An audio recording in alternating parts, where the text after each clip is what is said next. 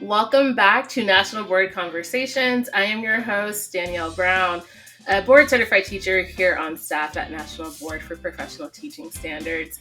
And today we have such a dynamic guest. I had such a great pleasure of getting to learn more about our guest in a kind of pre-meeting. And so we're going to pull the curtain back. We're going to hear a different perspective than we've had on the podcast before.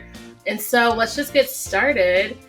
Podcast guests, I like to leave some mystery. Let the people know who you are, where you're teaching, a little bit about yourself. Okay, my name is Katie McClain. I'm a high school teacher out in Las Vegas. I teach video production, 1, 2, 3, and advanced studies. So I teach all 4 levels of our program. And I'm going for the CTE, National Board Certification. So the reason I set it up that way is because now that I'm thinking about it, everyone that we've had on the podcast so far has been a generalist, whether they've been early or they've worked in special education. But CTE is a certificate area that overall there's not a lot of people who go through the process through CTE. And I just think even your extra level of video production might even be more of kind of the diamond in the rough. And so excited to hear your perspective, what you're learning about the process and yourself as you've gone through it. But before we get into the nitty gritty, we like to start off the podcast with just a humanizing, grounding moment. And I felt like this question was super fitting because of the work that you do. So we talked about our consumption or creation of media in our pre-planning meeting. And so I'm so curious, Katie, what is your favorite type of media to consume or even create? Well, so I take the kids through both film and television. Obviously, my degree is in broadcast journalism. So I'm a journalist at heart. I love the news. I love the fast pace. I love going live and saying, this is it. This is our only shot, getting that pressure, putting those pressure tests on the kids, and seeing how they thrive in high intense anxiety driven, environments and seeing what they can actually create. So obviously the school news would be my number one. We're a Hawk Media Group, or HMG as we call it. I say, who are we? They go, HMG, and that's who we are. But when I started developing more into doing film, and actually teaching the kids, just seeing some of the stuff that they do, we do everything from Foley sound effect recreation to music videos to our romance that we just, did. And high school versions of romance, sometimes are hit or miss or whatever, but we kind of think about it. So when it comes to media, I love the storytelling aspect. I love the teamwork and camaraderie. So anything that involves having a team, doesn't matter what project we actually do. It's just my favorite part of just the media program is just seeing the teamwork of the kids come together, if that makes any sense. So no matter what we do, as long as it's a big team group effort project, I'm all about either aspect, I love that. And I think you probably have and maybe we'll get to this later, but you probably have such a different experience with having your lessons recorded coming from the industry that you came from. I think oftentimes candidates get to component 3 and they're like, I have to record my teaching. Someone's going to be in my room. I'm going to see all my mannerisms and pick up on the things that I didn't realize. But I wonder, coming from the industry that you come from, was component 3 as nerve-wracking as maybe it might be for others who are I don't want to see myself on camera. I don't want to hear my voice. I don't want to see if my shirt's tucked in or not. How was component 3 for you? Honestly, component 3 was pretty eye-opening in a sense, because I recorded myself doing a couple different lessons, a lecture, a one-on-one with the kids, a camera lesson, a broadcast lesson, and I recorded all these things. And my dad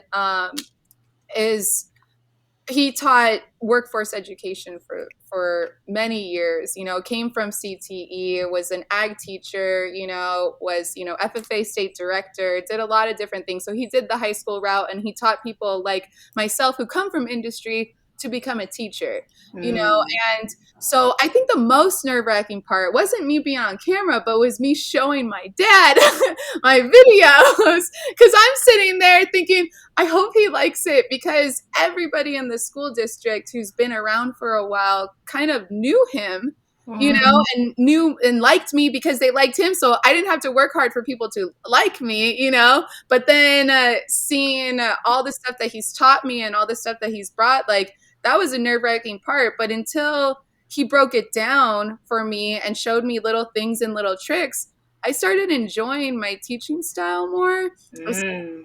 I started changing up some of the things that I did, calling on the kids. One of the things that he really taught me was to not accept, the I don't know answer. Mm. Lead the kid to the question. And so if I asked a kid, especially, because I probably am like other teachers. Well, hopefully, if you are doing component 3 out there, record a class that engages with you, please. Like, just do it. Like, because some people want to be like, I'm going to take the hardest class and see what I did to the. No, you want to work from kids that you can pull from and say, yes, okay. So, not in a scripted way, because honestly, I didn't tell the kids I was recorded them. I had a student aide and I made him stand in the back in the classroom and just record the class. And most of the kids didn't even realize they were on tape because I was just so upfront engaging, in that way. And I just said, keep recording, and we'll see what happens.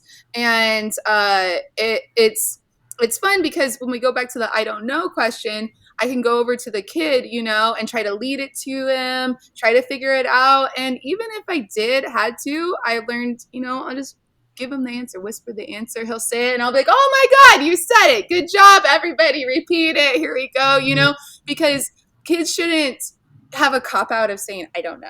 And those are the types of things especially when you're recording yourself, you definitely want kids who can give you the answer and call on that kid that's like, the answer. But it's more fun to lead a kid to a question who may be unsure and try to unlock that in their brain. If they absolutely can't, just help them out for a second, because you don't want to embarrass the kid in front of the class if they don't know, but you also want everyone else in the class who may not also know that you may call on them, and say, nobody's safe here, so that's a kind of thing. And I caught myself saying like, okay, after every couple of sentences. So I'd eliminate okay from my thing and how I stand and engaging. But yeah, the most nerve-wracking part wasn't being on front of the camera, because I've done it, basically my entire life. It was showing my dad and thinking, this top teacher, educator, what do you think about this, and him giving me the feedback and really enjoying some of the stuff that I've tried and I've learned. And it was kind of like a proud, like,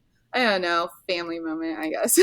Oh, I wish people can't see us, but you'll probably hear it in my voice. I am literally smiling from ear to ear because I think it's so beautiful that you have your father in this profession who kind of knows the work that you do, can give you feedback, but also that like that was kind of like your nervous point of like sharing it with another educator who happens to be your father, who happens to know kind of like your capabilities and where you've come from. And so I just think that is such a dynamic experience that maybe not everyone gets to have, right?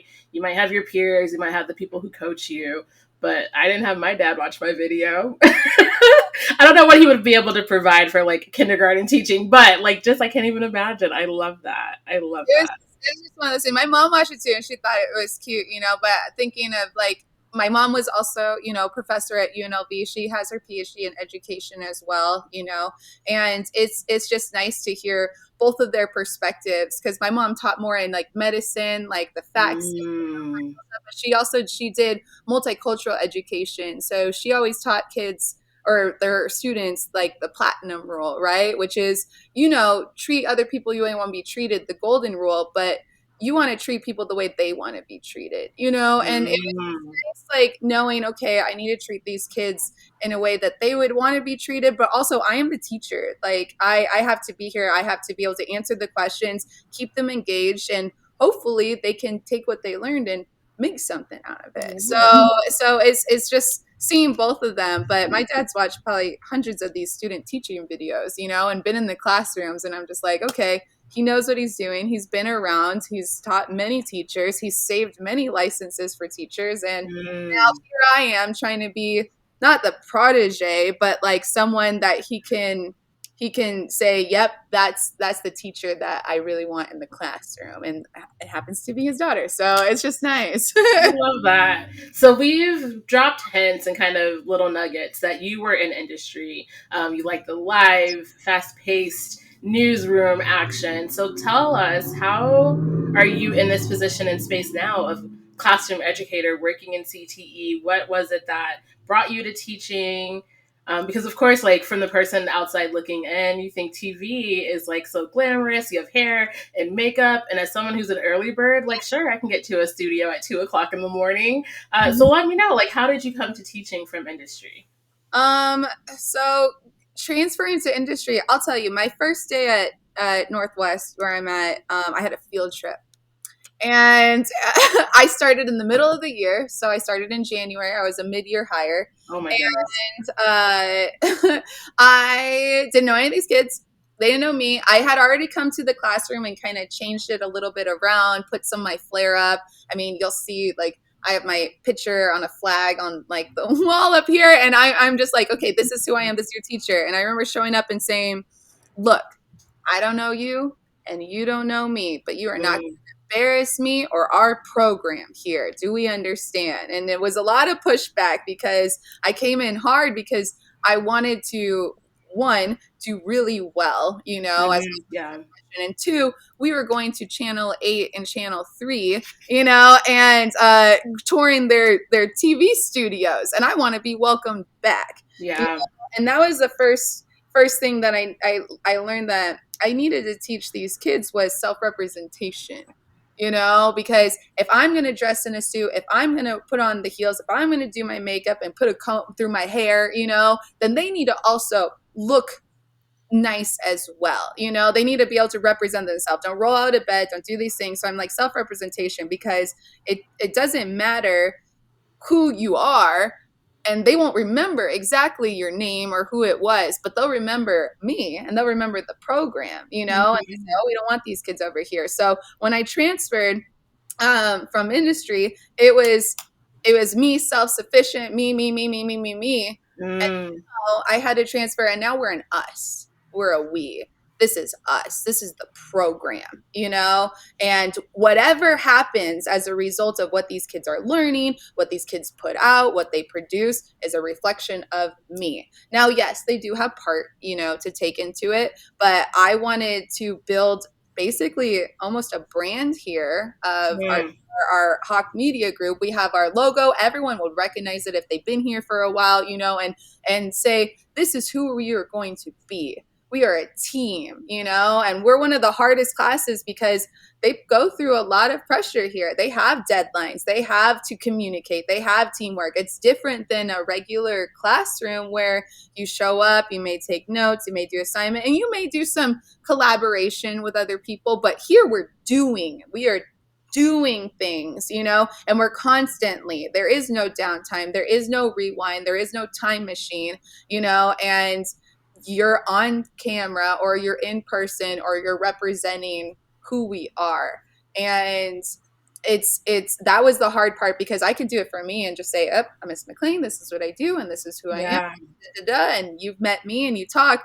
But then when I have like guest speakers come in, my kids know, shake their hand, introduce yourself, tell them what you do, and welcome them to us, And I have to take those values that I have, those workplace readiness skills that I know I have, and develop them into these children, ages 14 to 18. And no matter what age they are, they have some developing, because the whole point about high school is making sure that, like elementary school, you probably knows about that, like social aspect. You need to get kids to work together and learn, and get into school. Middle school is about your feelings, because they go through a lot of feelings. I can't do middle school, I'm so sorry, and then God bless those teachers. But high school is about creating good citizens. So at the end of the day, whether they want to do video production or not, they need to learn accountability, responsibility, teamwork, communication, those things. And that was one thing where my world went from just being here with me, Mm. expanding and realizing that I'm building future generations, which is why I wanted to get went into teaching. because I feel like I can make a difference on my own. But if I can touch, like just a couple of kids spark into this, then when I'm, in a retirement home somewhere warm and I can see movies or journalists or people, that I have helped touch, and teach in some way and move them forward into their dreams, whether it's music or podcasting like we're doing now or whatever it is, like they learn something from me, and that helps build our society. And I think that's why a lot of teachers teach. Maybe they lose sight of it after a while, but national Mm, has really really taught me, like we're part of a bigger picture here. We're part of a bigger group. We're doing the work. We're not getting paid for the work, and but we're doing the work. And national boards, thank God, helps, with that pay. They say you're going to do all this work. Okay, let's move forward. You yeah. and but it's just the bigger picture. I want to make a difference in my community and in the society that we have, whether the kids move over, and I keep up with them after they're done. They still email me, they still message me, and they say, hey, this is what we're doing, just so you know. And I bring them back to the classroom and I say, come see what we did, because I tell the kids this class isn't for them, it's for the kids after them. Mm, Because now this year's mistakes that I have learned, next year's kids won't make those mistakes, and I'll make mistakes, and then they'll keep pushing forward. Same with these projects, like component 2. This was the project. This is what I got as a result. What would I do differently? I don't think people think about that afterwards. What will we do differently? For the assignments. And now I know some little things that I would do differently, how I would tweak my rubrics, how I tweak like my teaching style, how long or how short I should spend on a part of it. Like, and that's all to the bigger picture, especially if I'm going to be here for a while, yeah. it's just nice, I guess. Yeah.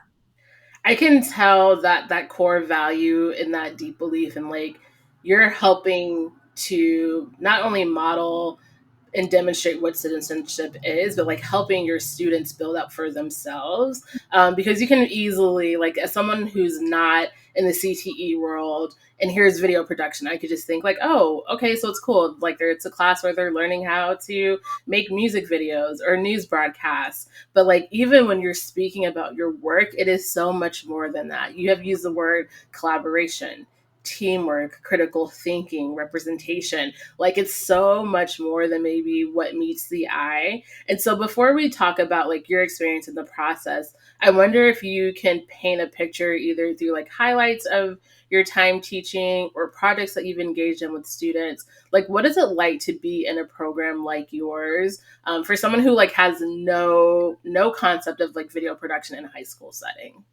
So when you start in year 1, you learn the basics, like camera angles, history, and I teach the science behind why video works and all the Mm, different, nuances that you wouldn't think of. And I bring English in there, and I teach them writing, and I do that, and I say, hey, I'm going to take everything that you're learning in school and show you how you can apply it to video production. Video 2, we do the news. And video 3, we make the movies and the films. And then hopefully, we started opening podcasting for possibly in 2 years, so we'll have a podcasting class for their 4th year if they want to do seniors, and we can open up our own like radio station. And that would be really exciting. But in my classroom, like, we show up and I have them do stuff that's very difficult, at nuance level. Like, and because of the work, I have local PBS coming in here, and they said we want mm, kids on our television news spot because they can come here. They know my kids will be ready. They're professional. They can do this, and they'll use our school as the example.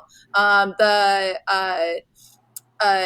Nevada Broadcasters Association does a full ride scholarship every year, and one year they gave our kids like about 5 or 6 full ride scholarships, wow. to either UNR or UNLV, and a job day 1 in broadcasting because that's what they wanted to do, and they contact me. They said, we love Northwest. Well, they won't tell us during the, process, but they know our school, they know our program, and they'll come do that. UNLV also donated us our news desk that we have. So we have an actual news desk that came from Channel 8 to them, and they in turn turned it to me because I'm one of their alumni. I used to work at the UNLV station, and they said, "We have this Wow. desk. You want to come?" And me and another guy, we showed up with a U-Haul, packed it up. Thank you. And we drove across and we had this desk, but we've been building, and we compete in Skills USA, which is our career technical student organization. We're competing actually next week in 3 different competitions. So I'm taking a team of 17, but those are the kids that have auditioned and tried out and, competed and are really, really ready to do this. So there's a lot of avenues and opportunity for the kids. Even some of the people that come in say, hey, we need a guy working on our set as a production assistant. Great. Here's some 18-year-olds.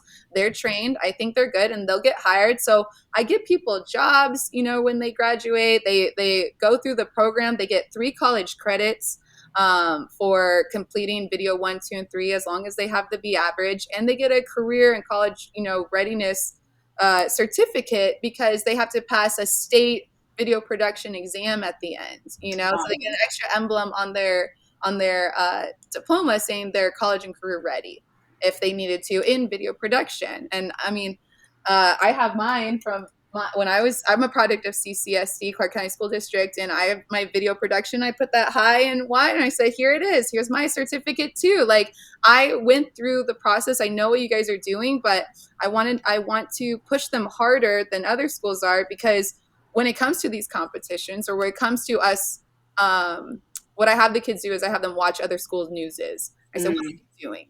Let's see what they're doing. And they'll look and they'll be like, Miss McClain, like, did you see that? How did they air that? I said, yep, that's why we work really hard, because, and I'm not putting the other schools down. I'm just saying, like, coming from industry, I know how competitive it is, and I want to be the #1 station, whether anyone cares or not, like, I'll tell you, some people do, because we partnered with Twitch's collegiate partnership program. So we have the purple check mark. We stream. Whoa. Yeah. And we got our first check for $87. I don't know who's watching our school news, but yes. And now you have to watch, like, sorry, the bell. Now you have to watch an ad, before you watch our news. And that's awesome. So learning those things, and YouTube analytics have been really great on our YouTube channel. So I show the kids, I said, this is when people start watching. This is when they stop watching. This is copyright. This is this. So they can see what our demographic is and what times people are watching and how many views our episode's getting versus other views. And we analyze why. And they really think, okay, so what can we do to get better? And every day we're getting better. And that's the thing. So in our classroom, it's all about, what can you do better today than you did last time? Yeah. So that's just kind of how our classroom is, I guess.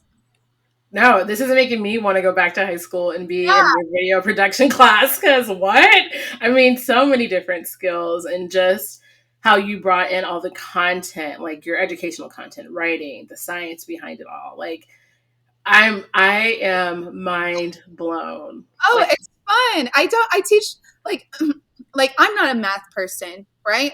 But I can appreciate the math that I do know and I can do well, and how I can apply it. So I try to teach the kids, like, how to appreciate the fact that they know capitalization, and I don't have to. It's like today I was showing them my video 1's editing, like copy editing, like, you read something, you edit it. How do you edit it? And I was like showing top 10 grammar mistakes. I said, the there's, there, and there, you and your, like, you guys know these things, right? You guys know what a vowel is, a consonant is, and we did headlines, and it's subject plus verb plus object equals headline. I'm glad. I said, I don't have to teach you guys these things. Now you take those things that you already know and learn how to write a headline. Here's your formula, okay? And so you're like, oh, okay. Or like science, like I teach the kids, so video isn't real. It's called the 5 phenomenon. Basically, if you can see another picture within, a fifth of a second, then your eyes don't see it as 2 moving pictures. They don't see the black space in between. So I said, it's an illusion. It's a magic trick. You guys, this is science. And I'll like say, ooh, science. Look to your neighbor, say, ooh, science. Ooh, science. Depending on the day. If it's in the morning, they're like, ooh, science. Ooh, science. And it's like exciting. But it's just like, I teach them like how we see color, how our eyes work. We have kids in biomed here, and I said, any of you guys know how the eyeball works, and some of them Wow. don't know, and I said, let me show you. This is how we see color, and I incorporate all these different things so that way they can understand. But also we have the humanistic quality, like with movies, we can build characters and we can tell stories, but characters only have one story to tell. And I said, if you apply this to your everyday life, we have multiple stories. But then on the journalism side, the ethics side, we're not dealing with stories. We're dealing with real life people and like their ethics and how they like need to be respected of their privacy, but also tell stuff fairly and accurately. You can't just rush and put some slop job out there and say, hey, Mm, this, because these are real people, so there's two different like sides, and it's just really interesting to show them. We have psychology and English and math and all like science and all these different things, and we can incorporate it into my class. And I just said, if you don't know this, tell your science teacher this, tell your English teacher this, and like tell them that you learned this today, and maybe they'll be excited, or maybe they won't, who knows. But it'd be kind of cool to see them be like, where'd you learn that from? Oh, from video. yes.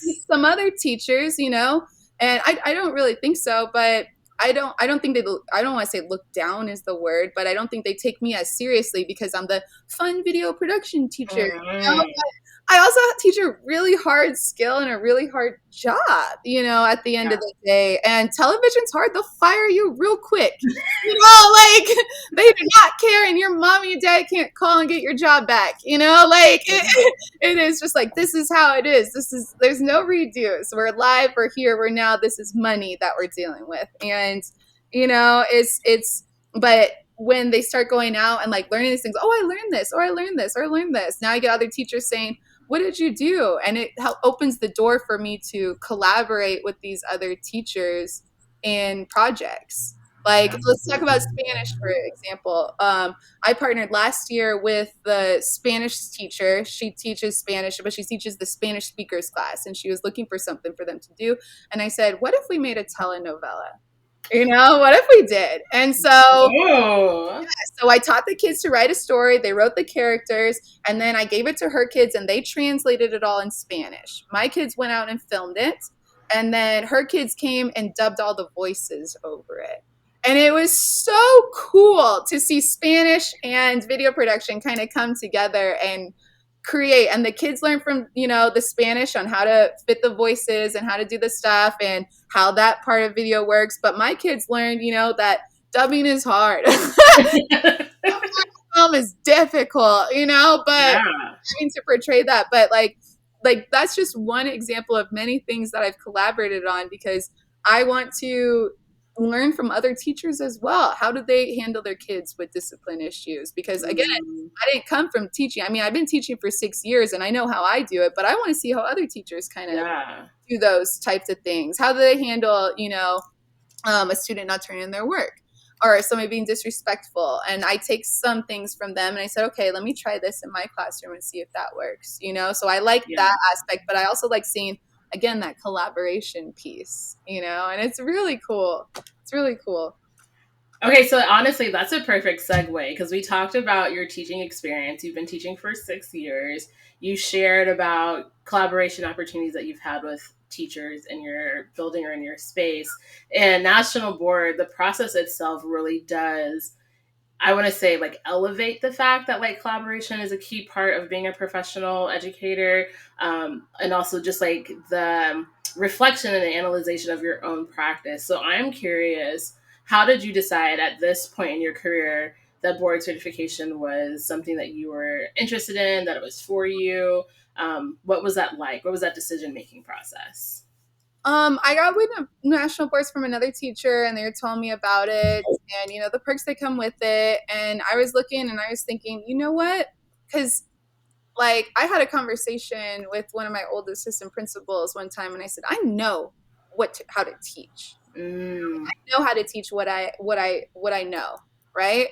But I don't know how to be a Clark County school district teacher. Like all these mm, other little extra things that they have you do, like how to, be that. Because I came from industry. I have a business and industry license. I didn't do student teaching. I don't have an education degree. I don't have any of that stuff. I don't know any of that. So learning the classroom management was basically me and then my dad telling me some things, and like sometimes like I'll even like the kids will be working and I'll call him. I say, Dad, this is how this went. What would you do? Like, okay, let's just figure this out and we'll work through it. And it's really interesting. So I have that collaboration piece, but like doing national boards, I wanted to elevate me as an educator.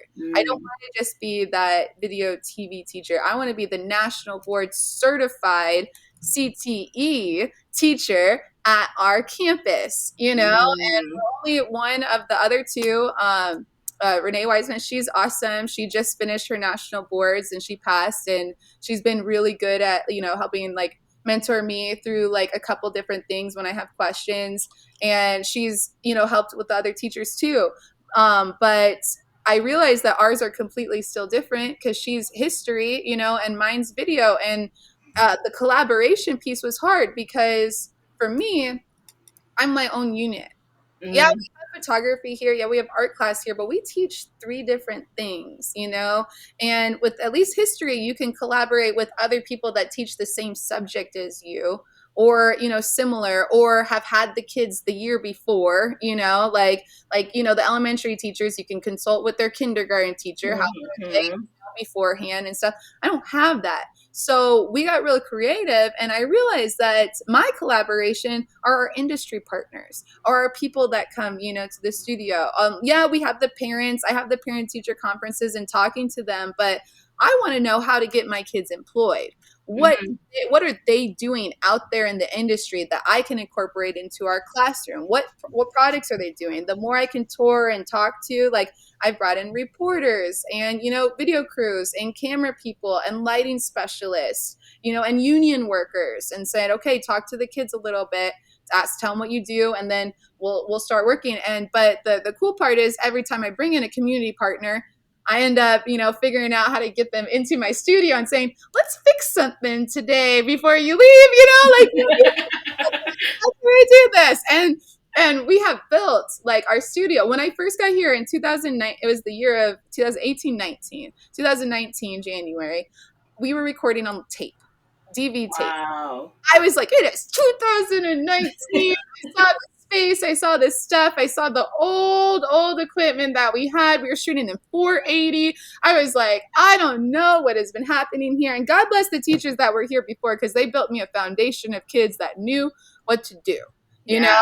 But I had to figure out how to bring them into, now, because how are they going to be able to compete with other people in the job field if they don't have the correct experience or they don't have the correct updated knowledge? Not saying that we need a fancy, red camera or anything like that, but if I can get something that is higher quality, it'll help them build a demo reel so they can have the opportunity to work on a set that has a red camera, and all they need to do is learn the equipment.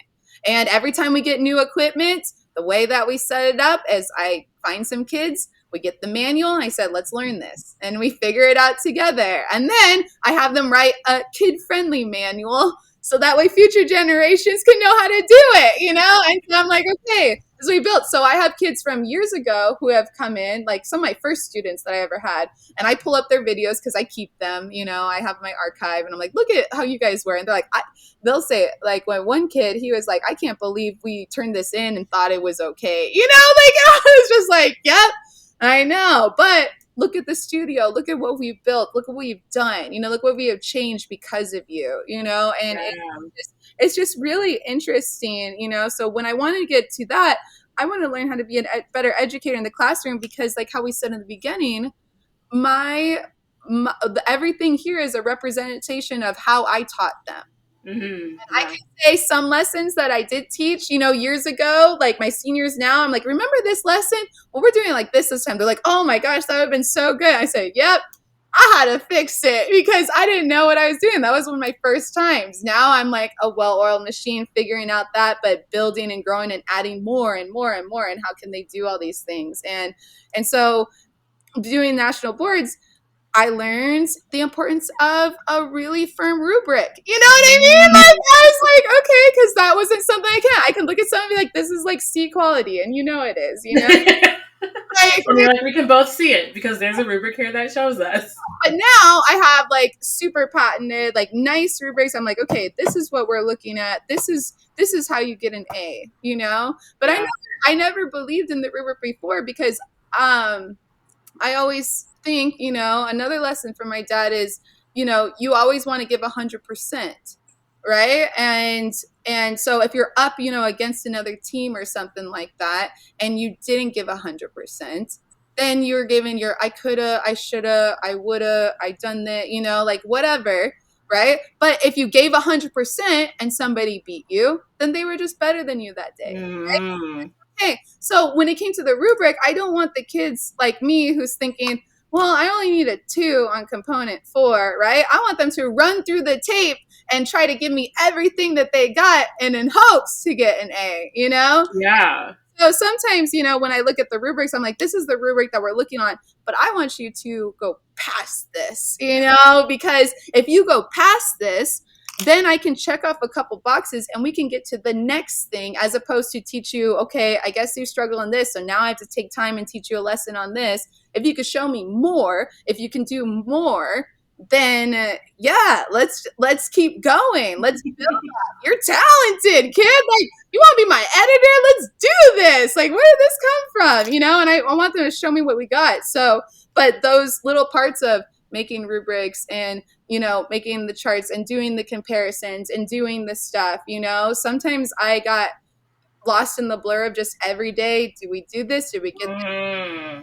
But, national boards has really taught me to kind of slow down and really think about what I'm doing in the classroom and is it effective, and could my kids get a job when they graduate if they wanted to, whether they're a PA or a camera operator or something, could they work at their local church and in the little camera crew? Yeah, hopefully, something like that. Like, Yeah. and that's what I'm hoping, because every CTE teacher should have the goal of being able to get a job and get a promotion without additional education because they have 4 years, in my program. Wow. The kids get really bored when they graduate and they're in their film, 101 class and they're like, ugh, I don't know why we learned all this. I said, good, easy A. Focus on other things, ask more questions, get deep dived into it. And Yeah. that's what it is. So yeah, that's I so appreciate your energy and your passion and your authenticity about how you teach and why you teach and what you still have to learn and things that you have learned. And I think it's just so refreshing to hear, like, yeah, there are, some challenges going through the process, right? Like I had to figure out ways to make this process work for me based on what I am currently teaching and what I have access to. And also like being open and willing to be flexible with your own teaching. The use of rubrics versus not using rubrics or what you've learned about that through the process. So at this point, you submitted components 1, 2, and 3. This year you're submitting 4. That last one that sometimes people have like there's a story that often comes with 4. And I feel like your experience with 4 might be a little different. How did you prep for 4? Like, is it feeling overwhelming? Is it feeling, very applicable? Sometimes 4 gets the rap of like, oh, that's the big one. Like, that's the one that's going to cause me the most stress. And I'm curious, is that a feeling that you have as you're completing component 4 this year? Yeah. So out here they call component 4 the beast, right? That's what they call it. It is a lot. It is a lot. It's a lot about collaboration, collaborating with students, collaborating with parents, collaborating with other educators, and collaboration. And that's why when I brought up my industry partners, I was like, oh, I already collaborate with them all the time. I call them up and say, hey, this isn't working, what would you do? Like, okay. And then bring them into the classroom and watch them see the kids up, do the application. I even have some of the producers and people in industry, even I give them the rubric, and I say, you grade it. And some of them aren't very nice. And then I'll send it back and say, well, grade it like if you were in high school, like, But I show the kids both, my older kids, obviously, my Yeah. they can take it at this point. Because if they can beat me, who's supposed to be the meanest boss that they have, then they're good out there. They're good. And and I collaborate that. And then my state standards. I have to say, am I ticking all these boxes? Like, I don't have a curriculum written, but I have a set of standards that I need to hit. Because Mm-hmm. at the end of their 3 years, one of the things that will test me is how do they pass the end of program exam? And it shows me. I don't know what the test looks like. None of us do. I don't know what questions are on there. So all I know is just to prepare to the standards. And some people say, should you teach to the test or shouldn't you? Yeah, you should teach to the test, right? Like that's what we're testing them on. Some people want to throw in these left right answers. I'm like, this isn't right. Like let's teach to the test. And I give the kids now, national boards has taught me pre-tests are important to see what the kids know. Mm-hmm. Just assume they don't know anything. And I'm just like, let's just start. But I pre-test the kids and I said, how many of you guys think you got 100%? Woo! And they'll be like, nobody. And I'd be like, but look at your neighbor and say, you will. And they'd be like, you will. You say, I will get 100%, because that's what we strive for. Like, I don't know. You've heard of Bloom's taxonomy before. Mm-hmm. Okay, so at the bottom you have like your base levels, like your knowledge, like levels, and some teachers only get to that, right? Where they may teach to the test, they say, okay, let's move on. They know it, they can tell me what it is, great. I like to teach all the way up to like that synthesis level, that top level, because I want to see what they can do with what I've taught them and how they can create something completely new using that knowledge. And that's where like our labs come in, like our videos, like my video one kids, I tell them the first video that they make, I said, this is going to be the worst video you guys have ever made. Like, look at me like, Miss McClain, like I'm just like, You're like, thanks for that vote of confidence. the worst video you're going to make. And we watch them and you see the kids and they're like, oh my God, but I think it takes a little bit of pressure off because I said, look, we're going to make a couple more videos. And I like to quote Dr. Phil sometimes because he always says, you can't fall off the floor. I said, this is your floor. So I expect something just better than this. And if they can get better every single time, then I'm doing my job and I can see it in the practice. Like, I don't like the test is what their video looks like at the end of the day. Can they do the simple things that I taught them, white balancing, focusing, doing all this stuff? Can they tell me a story? Can they keep me entertained? Do they have the right graphics? Is principle spelt right? Sometimes it's not. And I'm just like, what are we doing? And I'm like, okay, let's get this. This is, you put our principle up here and you spell principle wrong. It's like, we put this on the news today, but they learn from those mistakes. And I've been the one to say, okay, because like, that's a good video. And then they'll be like, Mr. McClain, let's see what she says. And I'm like, this and this and this and this and this and this and this and this and this. These things are, need to be fixed. But what I do like, that compliment sandwich, is this. So keep this. Now let's just focus on maybe two of these things and come forward. And then you see their videos progressively get better and you see them want it more. They want to be a better video. They want to say, man, this is a good video. They see me as how I see my dad, in that sense. We're like, is it good? Is it not good? What do you think? Because they know that I am not here to be their friend. I'm here to make them better, and I need to make them, how that is. So going through like, I guess just seeing the kids grow, especially over the years too, because I have them freshmen to seniors sometimes. Like my seniors this year, I've had all 4 years and we started in quarantine, and I didn't get to meet them like how you usually meet in quarantine. And now we see them now and they're just like young adults and it's kind of sweet, to see that grow and that change. But when it comes to component for the collaboration, I'm the collaboration. I've seen how they were their first year. I've talked to their parents throughout the years. I know how they are.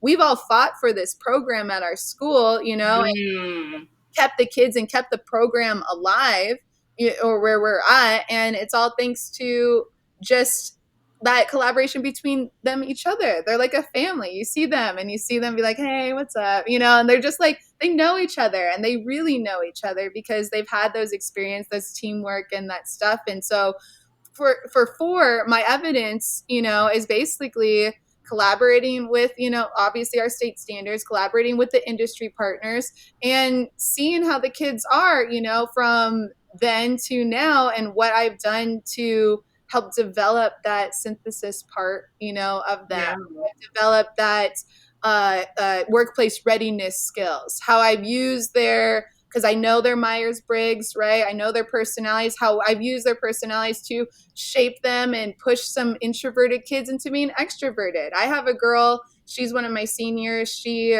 was my top anchor for 2 years in a row.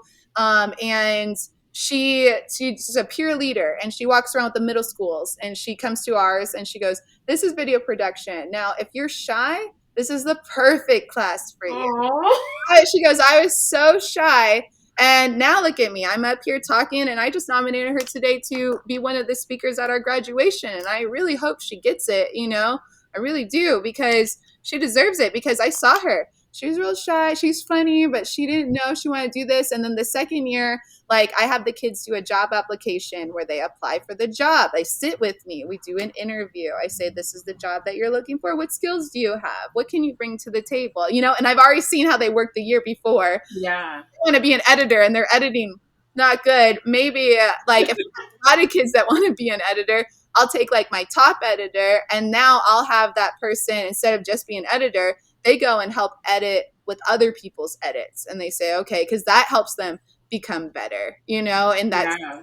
ironing, sharpening iron, right? They said, okay, this is good. Then you do this, and then I can switch them out, and I rotate them and say, okay, you guys are going to edit this time. You guys are going to do this time. But they sit and they do these job applications. And she told me, I want to be an anchor. And I was like, "You want to be an anchor, huh? All right, let's see what you got." And a little bit was rough, and you can see, the scaredness and the stuff and the nerves. But I also audition all the anchors, and I partner up the anchors with like good personalities, things that can balance each other out. And her and the other boy that she was with, they were so good. It could just be at a point where I just say, "Hey, let's just get this done. Hey, I need you to read this," and they could just, and they're done, and they got it, and Wow. it's nice. And then once I see that, and I said, okay, now we're going to show other people how to anchor, and that's just how it is. So they'll come into the classroom and say, okay, let's try it like this, because I'll have my older kids. I said, we need a day for training. Anybody who's done with their work in their class, can you come to my class and help the younger kids? They'll always want to volunteer, and they'll come. Of course. Well, one, missing class, but two, they want to help the younger brothers and sisters and get them, good, because they also watch the news, and now that they're not in it, they're like, what is going on with the news? I said, I don't know, come help me. Like, I don't know what else to do. But the news this year just happens to be run by sophomores, and if you know anything about sophomores, it's just hard for them to just, smile sometimes. And I'm like, okay, come on, let's breathe. Let's do our work. Say, do your work. But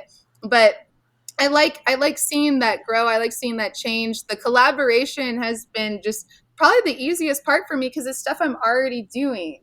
The other stuff, like the assignments and comparing and saying what I do next, like I would do stuff like that, but I wouldn't do it so in depth. I think the one of the hardest parts for me though was was probably the test, I think, because the test had nothing to do with video production at all. It had nothing to do with it. It was just like generalized.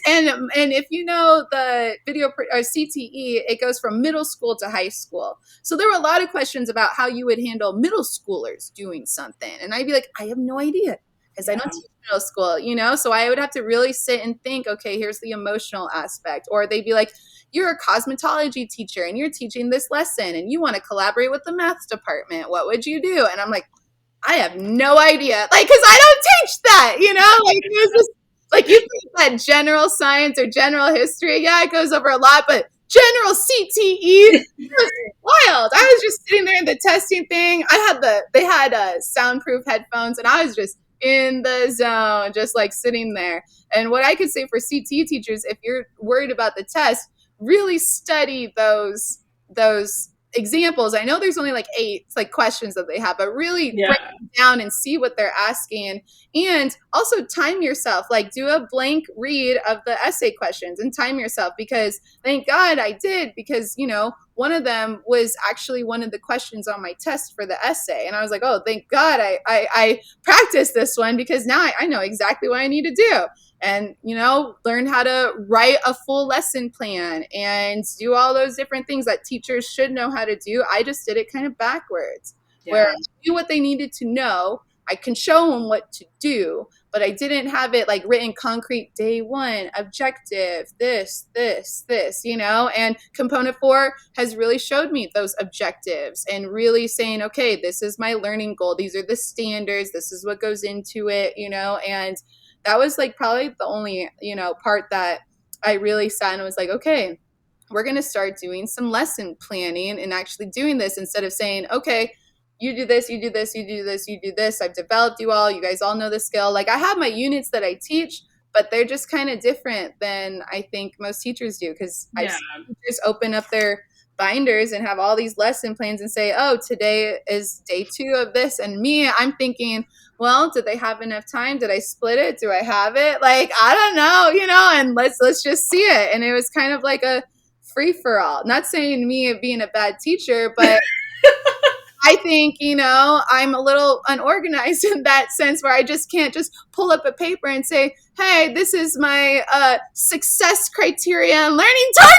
Like, I'm just like, okay, this is what we can. So I actually made a poster this year of success criteria and learning target. And literally, I just said, okay, this is what they're learning. This is what they'll be able to do at the end. And that's it. And that's basic lesson planning. I said, okay, so I just write on my little poster every day. I said, here it is. It's up here. But some teachers, I would look and say, man, this is wild. Like, you guys do this every day? Do Like, what they do every day. Yeah. Yeah. And I think I don't know. your reflection on that is so interesting because, again, to your point, like you didn't have necessarily that student teaching experience, right? Or like that teacher prep that maybe others have had, but you've learned through this process. And I think sometimes people might lose that. As much as this is like an articulation of your practice and a reflection of your practice, it's also a space of learning. Um, and I think you have really exemplified that. Like you have already listed at least 5 different things that you have learned along the way that makes you now a more efficacious teacher, which is great for your students, which is great for the community.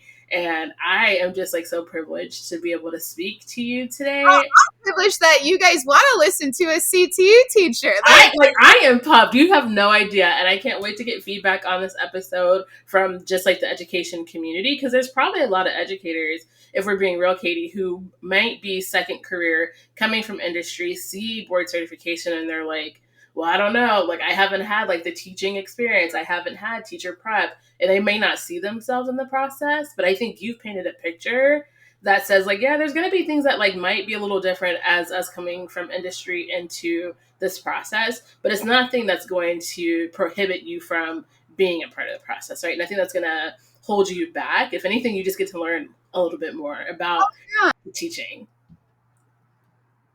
No, and it's just amazing. And for any teacher out there, whether you teach general or you teach CTE, I think you should do it. It's a lot of work. And if your principal, because I was fortunate enough that my principal paid for my way to do this. You know, she Mm. offered it to all the teachers as professional development. She said, we'll pay for you guys to do the board. So because it is a pricey number, but if you could do the payment plans, if you could do like the things, even if you do one component a year, and then just take the test in one of the years, you know, that you do. Like people say, like I know people that do component like 1 and 3, and then the next year do 2 and 4, or they wait till 4, like myself, to the end. I knocked out 1, 2, and 3 in the beginning because I was like, I'm gonna get this done, I'm gonna do all 4. And then it got to April and I was like, no. But now this year it's in April and I'm like, okay, I still got evidence. It is a lot of writing. It is a beast. It is a big packet you have to put together. But if you're already doing those things in the classroom, then it shouldn't be that difficult. It's just figuring out the language that they want you to use, how you're going to do it, who you collaborated with. But I think doing 1, 2, 3 in that order, and now 4, like those three prepared me for number four. Mm. And now I'm just like, okay, because these are the things that I needed to figure out, in the past, the lesson planning, the rubrics, the all those different things, and now I'm here, I'm like, okay, I got this. Now let's Yeah. just write it out. Let's write it down, and we'll figure it out that way. Okay, Katie. So as we close this conversation, because you work with high schoolers, so they're a little bit older, because of the work that you do in media, video production, potentially there's a podcast studio happening in your near future. If there's anything that you want to say to your students, we just want to give you that space now in the event that they hear this, because they are integral to your process, right? Like without students in the classroom, the national board process isn't a process. Like I can pretend all the things I want. I can, wish and dream the type of teacher I want to be, but my students are really the key to the work that I do. So I'm curious, as we close, if there's anything you want to say to your students who might be listening. Yeah, my students are coming in now as we speak. So the one thing that, I'd like to say to my students and past students is thank you for writing this out with me. Because I'm a human too. We're learning how to navigate through this, and doing the national board part has been really hard because, again, back to the very beginning of this is a reflection of me. And if I can give them any type of deal when it comes to learning or coming here or doing the things that they need to be doing, then I just want to say thank you, because it helps me become a better teacher, a better educator, and help other kids that come after them in their learning experience and what we can do. So that's what I would say. Well, Katie, we appreciate your time so much. Thank you for kind of in between classes doing this with us. That's really what teaching is about also. Thank you for your students who are so willing to share their expertise. And I'm so excited for you. I'm excited for submission and December 24. We got this. You got this. Thanks so much, Katie.